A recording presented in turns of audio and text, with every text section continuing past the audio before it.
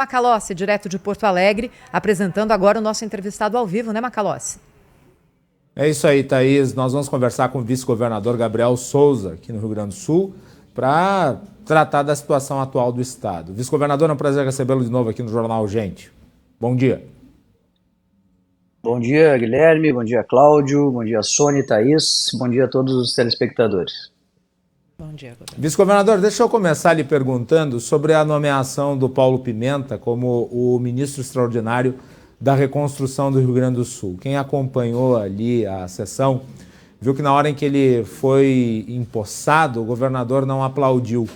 O governo do estado ficou satisfeito com a decisão do governo federal de nomear um lugar-tenente para representar os seus interesses aqui no estado? Bom, Guilherme, nós não temos alçada para determinar o que o governo federal faz, o método que ele trabalha. O que nós queremos do governo federal, nós estamos com muita nitidez, com muita transparência e com muita firmeza solicitando e deixando claro que o Rio Grande do Sul precisa de apoio de recursos federais, no sentido de viabilizar a reconstrução o quanto antes do estado, não só, como a gente tem reiterado, pelo fato, por óbvio, da importância de oferecer imediatamente aos gaúchos que estão com sofrimento, com dor, passando por tudo que estão passando, o fim desse sofrimento o quanto antes, porque, na verdade, a pessoa que sofre o impacto das enchentes, direto ou indiretamente, ele sofre naquele primeiro momento, sofre nos dias a seguir até conseguir voltar para sua casa ou, eventualmente, encontrar uma outra moradia, e não pode continuar sofrendo todos os outros dias pelo fato de que a estrada ainda não está arrumada, pela ponte que caiu e não resolvemos, ou pela escola que não voltou a funcionar, pelo hospital, pelo posto de saúde e assim por diante. Então, o que nós estamos cobrando do governo federal é exatamente ações enérgicas no sentido de viabilizar essas questões que são urgentes, não só para o Rio Grande do Sul, não é? Mas também para o Brasil inteiro, porque aqui está a quarta economia do Brasil, a nossa economia foi destroçada. Eu, inclusive, falava agora há pouco que se nós quisermos comparar com a pandemia, do ponto de vista econômico, nós temos uma situação pior nessa tragédia, porque no que tange a economia, a infraestrutura, assim por diante, os ativos do Rio Grande do Sul foram destruídos em boa parte, do ponto de vista das indústrias, do setor primário, do agronegócio, da infraestrutura logística, de telecomunicação, de energia, de saneamento. Então, quer dizer, tudo aquilo que que forma o arcabouço do desenvolvimento econômico de um território foi atingido e destruído pelo menos pela metade. Então, nós precisamos imediatamente de ações enérgicas, né? E ao mesmo tempo, achamos que aqueles que quiserem misturar eleições, debates políticos, ideológicos com o assunto, com a tragédia, certamente vão ter um revés, né? Porque a população não vai admitir, não é hora para isso, não é tempo para isso. A determinação do governador Eduardo aqui e minha, para nossa equipe, é exatamente nesse sentido. Vamos contar com a ajuda de todos que quiserem e puderem ajudar. E no caso do governo federal tem uma importância ainda maior, porque é o governo federal, nosso país, a nossa Constituição, o nosso sistema federativo, que tem condições de captar recursos extraordinários emergencialmente para poder fazer investimentos onde é necessário, o que é o caso, né? Além de necessário, urgente. Então, nós estamos esperando aqui que o governo federal nos ajude o povo gaúcho e cumpra a sua missão federativa de apoiar o Estado em uma calamidade desse tamanho, a fim de que possamos rapidamente voltar à normalidade. Governador, bom dia, bem-vindo novamente ao nosso programa. Essa questão levantada pelo Macalossi é pertinente porque causou mesmo muita estranheza nos meios políticos a designação de alguém como o deputado e pré-candidato a governador do Rio Grande do Sul, Paulo Pimenta, para atuar como se fora um interventor federal, ou um governador paralelo, ou um governador biônico. Assim, o estado do Rio Grande do Sul tem um governador que foi eleito pelo povo, né, para tomar decisões que são próprias do Poder Executivo, como, por exemplo, estabelecer prioridades na recuperação do estado.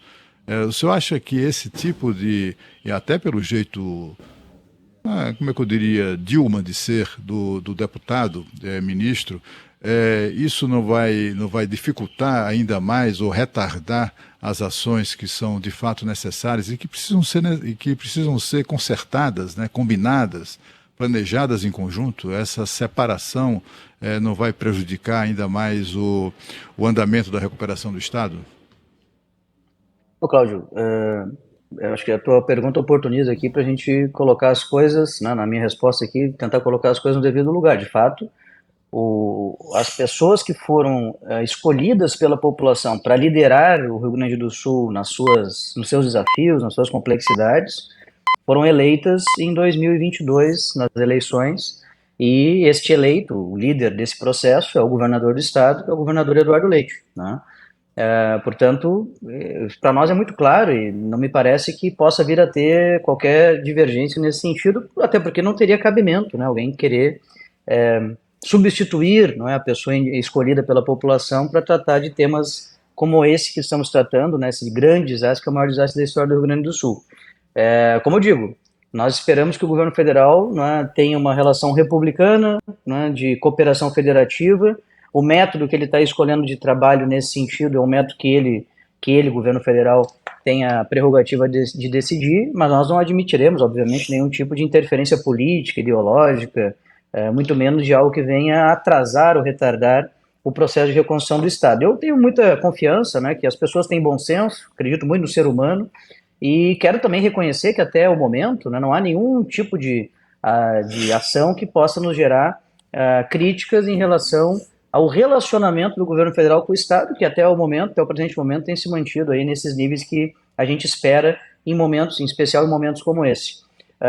O governador Eduardo Leite, ele nas próximas horas vai anunciar um plano de reconstrução para o Estado, novas medidas, não é, nesse sentido de dar passos adiante rapidamente para reconstruir o Rio Grande do Sul, e me parece que quanto mais o tempo passa, mais a gente vê a importância de termos uma liderança, né, que é a liderança do governador, mas também o envolvimento de todos nesse processo, sem misturas de disputa política ou confusões de questões eleitorais que eventualmente possam surgir. Então, é exatamente nesse sentido que temos trabalhado, e esperamos, né, que todos os outros atores, entre os quais o governo federal, precisamos muito do governo federal, não conseguiremos reconstruir o Estado sozinho sem o apoio federal. Queremos reconhecer, não é, que o governo federal tem buscado contribuir, e até o presente momento não temos absolutamente nenhuma observação a fazer no que tange às relações federativas que estamos construindo, e é exatamente nesse jeito que queremos continuar trabalhando, em parceria com o governo federal e com os municípios, com os prefeitos.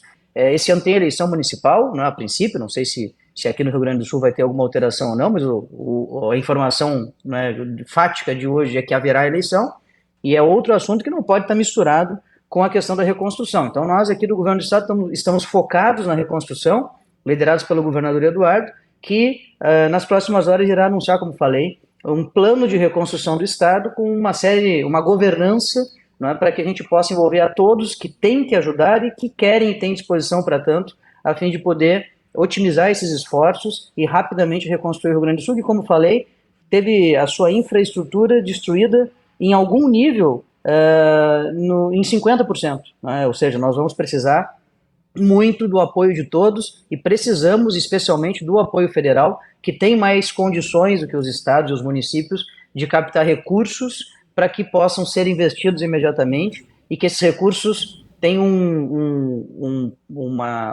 caminho menos burocrático possível, para que a gente possa rapidamente fazer chegar às pessoas, porque o que muito a gente nota nos desastres no Brasil é que, em que pese de fato haja eventualmente recursos para poder fazer as ações necessárias, esses recursos têm um caminho vagaroso, mesmo com a situação de calamidade decretada, para poder fazer chegar na ponta.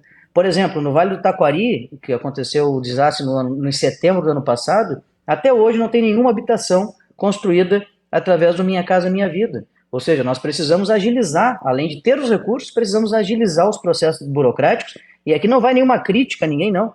É a legislação brasileira. Talvez seja o caso de pensar reinvenção dos regramentos em situações de emergência e calamidade no nosso país, porque comprovadamente essa burocracia faz atrasar a vinda desses recursos, e muitas vezes, ou quase sempre, acaba prejudicando aquele que não poderia ser ainda mais prejudicado, que é o cidadão que foi atingido ou impactado pelas cheias ou pelos eventos climáticos que nos acometeram. Vice-governador, Sônia Blota aqui, um prazer estar conversando com o senhor novamente aqui no Jornal Gente. O senhor acerta quando fala que não é hora de politização no momento em que a solidariedade precisa falar mais alto, mas eu não posso deixar de conversar com o senhor a respeito de segurança, né? E a última vez que nós conversamos, a gente inclusive falava de estar faltando braços para que enquanto as pessoas estejam sendo acolhidas e que o Rio Grande do Sul está num processo de reconstrução, os chamados oportunistas das enchentes estão agindo.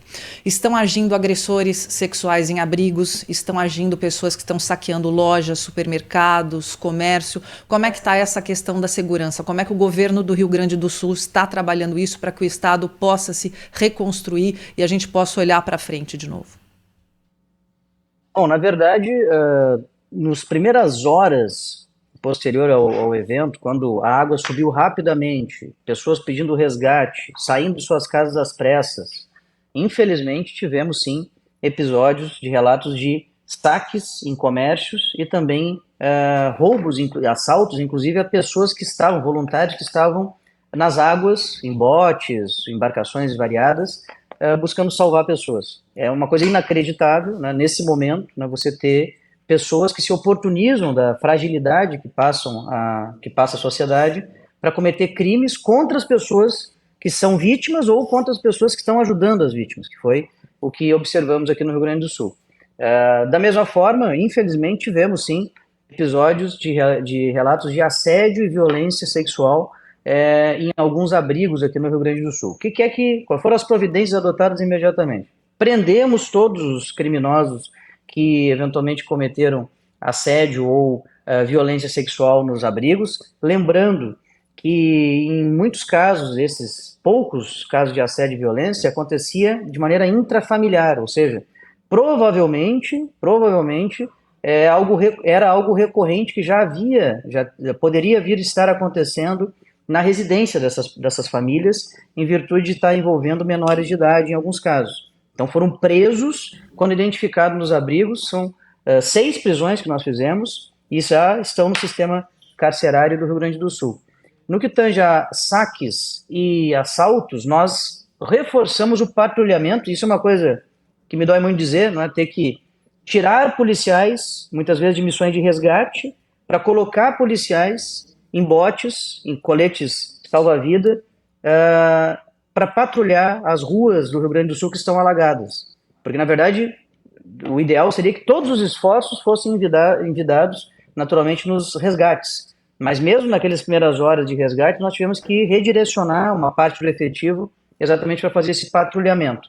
E, ao mesmo tempo, reforçar as seguranças nos abrigos, para que nos abrigos, que são mais de 900 lugares que estão servindo como abrigos aqui no Rio Grande do Sul, abrigando 78 mil pessoas, nós também tivéssemos combate a eventuais crimes que eventualmente fossem cometidos lá. E temos notícia, né, estamos monitorando isso de perto, né, eu tenho visitado abrigos, inclusive, visitei vários essa semana, o governador também, e os relatos que nos chegam é de melhoria muito significativa da sensação de segurança nesses abrigos. Mas também, para tanto, nós tivemos que convocar 1.000 policiais da reserva remunerada da Brigada Militar, temos o edital aberto, inclusive já encontrei esses nossos veteranos fardados e armados patrulhando os abrigos nas cidades que visitei, assim como também estamos convocando policiais civis da reserva e bombeiros militares da reserva, com editais já abertos também, esses servidores que queiram e tenham disponibilidade para voltar ao serviço e contribuir nessa missão do Rio Grande do Sul durante essa tragédia, vão poder se habilitar para tanto e vão ser remunerados, naturalmente, pelo serviço prestado, na medida em que o governador Eduardo Leite assinou esses editais. E, por fim, ainda, a convocação de todos os policiais militares do Rio Grande do Sul, que serviu na Força Nacional, bem como também um reforço da Força Nacional, que já está no Rio Grande do Sul. Então, eu diria para ti, óbvio que sempre pode vir a ter problema, infelizmente, mas eu diria que a nossa situação de segurança pública, comparados aos primeiros dias, melhorou significativamente, e os relatos que recebemos hoje é de um controle pelas nossas forças de segurança nesse sentido, sem prejuízo, claro, a sempre necessitar e trabalhar por melhorias também no combate ao crime que temos que fazer, ainda mais durante esse momento de calamidade. Governador, queria que o senhor explicasse aqui no Jornal Gente qual é o plano que tem sido mencionado pelo governo do Rio Grande do Sul e pela Prefeitura de Porto Alegre para a construção de uma espécie de cidade provisória para abrigar essas pessoas que não têm condição de voltar para suas casas anteriores à inundação. Aonde, como, quanto custa, quanto demora? Porque quando se fala de construção de cidade, a gente imagina que pode ser um processo lento e difícil também, né? Muito bem, esse é um tema importante, porque nós temos, como falei, 78 mil pessoas em abrigos. Mas é importante dizer também o seguinte, que os abrigos, na verdade, não foram projetados para serem abrigos, porque eles, na verdade, são ginásios de esportes, clubes privados, universidades, escolas públicas ou privadas, salões comunitários de igreja, CTGs, que são muito comuns aqui no estado. Então não tem o número de banheiros, chuveiros, individualização de dormitórios, para dar maior privacidade às famílias e assim por diante. De maneira que, ok, nesse momento é óbvio que essa é a ação correta a se fazer para acolher essas pessoas que tiveram que sair das suas casas às pressas, mas durante o período de tempo nós vamos ver uma diminuição do número de pessoas abrigadas, né? Eu tenho a experiência lá do tragédia do Vale do Taquari, que a pedido do governador Eduardo coordenei o gabinete de crise no território e nós monitoramos todos os dias o número de abrigados e temos uma curva que começa a cair dessas pessoas em abrigos, porque as pessoas começam ou a acessar as políticas mais rápidas dos governos, que no caso, no primeiro momento será o aluguel social. O governo do estado já pactuou, vai passar recurso aos municípios que tiverem interesse, eles poderão complementar o valor, e esse valor então é passado à família na forma de uma espécie de voucher, onde a família pode procurar o imóvel que julgar adequado para poder alugar por um período até ser então destinado para uma moradia definitiva. Há municípios que não têm imóveis suficientes ou a instituição foi tamanha que não tem imóvel nenhum para alugar, como é o caso, por exemplo, de Eldorado do Sul, aqui do lado de Porto Alegre, que ainda está embaixo d'água completamente. Então, nesses casos, começa a notar que tem uma queda de pessoas em abrigos, ou as pessoas acham outro lugar para ficar, as pessoas dão um jeito, as pessoas voltam para suas casas quando possível, e vai ficar lá daqui a 2, 3, 4 semanas um grupo de pessoas que nós vamos identificar que infelizmente não tem para onde ir, vão precisar continuar em abrigos até a solução final, que será colocá-las em moradias dignas, adequadas, definitivas, provavelmente pelo programa Minha Casa Minha Vida do governo federal. Bom, durante esse período, nós temos dois problemas. Primeiro problema e o principal é o pouco conforto, né, as condições precárias que as pessoas estão expostas nesses abrigos. Então nós temos que colocar em locais mais adequados. E o segundo problema, que é o seguinte, esses locais, eles têm funções originais, iniciativas originais, que precisam voltar a funcionar na medida do possível. Então, por exemplo, escolas. Nós temos 89 escolas estaduais que servem de abrigos hoje. Para o bem da própria população atingida, nós precisamos, na medida do possível, ir desocupando essas escolas para que as pessoas voltem a ter aula. Da mesma forma, clubes, universidades, enfim, outras entidades sociais ou privadas que também têm as suas atividades. Portanto, o que nós temos que fazer, na nossa opinião, é oferecer para as prefeituras, e as prefeituras que estamos oferecendo são 4, Canoas, Porto Alegre, Guaíba e São Leopoldo, porque nessas 4 tem quase 70% dos desabrigados. E esses municípios também abrigam um quinto município, que é Eldorado do Sul, que pelo fato de estar todo embaixo d'água não tem abrigamento de pessoas no seu território.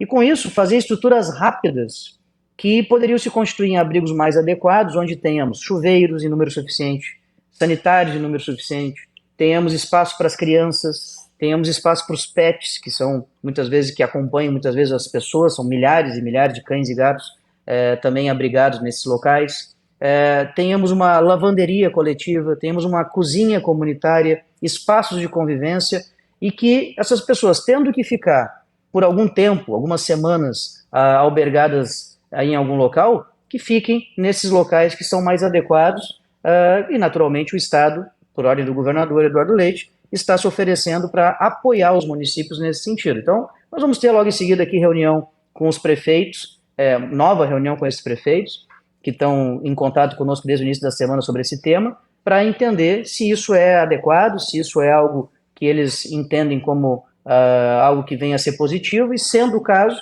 nós estamos prontos para, no final da semana que vem, já finalizar a contratação das estruturas provisórias, para dar ordem de início de montagem dessas estruturas, que demanda o tempo ali, onde o fornecedor vai ter a mobilização e o tempo de montagem, e também o tamanho dos módulos, né, porque cada município vai identificar quantas pessoas terão que ficar em locais, que podem ser em um local, não é específico, ou pode ser em mais de um, a depender então dessa gestão e de governança que montaremos com as prefeituras. Olha, ouvindo o senhor, governador, eu só penso que tem muito, mas tanto trabalho pela frente, ó. Boa sorte. Eu agradeço muito aqui ao vice-governador Gabriel Souza, vice-governador do Rio Grande do Sul, falando ao vivo conosco no Jornal Gente. Muito obrigada, um bom trabalho para o senhor, hein? Muito obrigado. Se eu puder divulgar o site para quem quiser ajudar o Rio Grande do Sul, claro. sosenchentes.rs.gov.br, sosenchentes.rs.gov.br, reúne todas as informações necessárias, doação, voluntariado, entre outras informações aqui da tragédia, que as pessoas que tiverem interesse podem acessar. Muito obrigado, bom dia. Obrigada, bom dia. 9h em ponto, esse aqui é o Jornal Gente.